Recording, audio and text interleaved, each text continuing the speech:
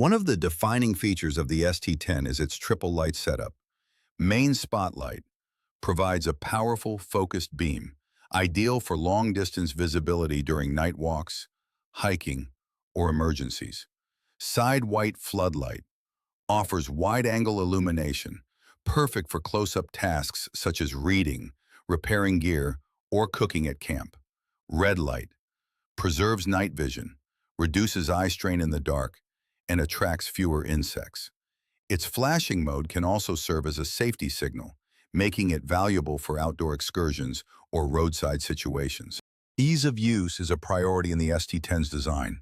Instead of cycling through modes on a single button, it uses two dedicated electronic switches, one for the main spotlight, 6 brightness levels, one for the side lights, white and red, each with 4 levels.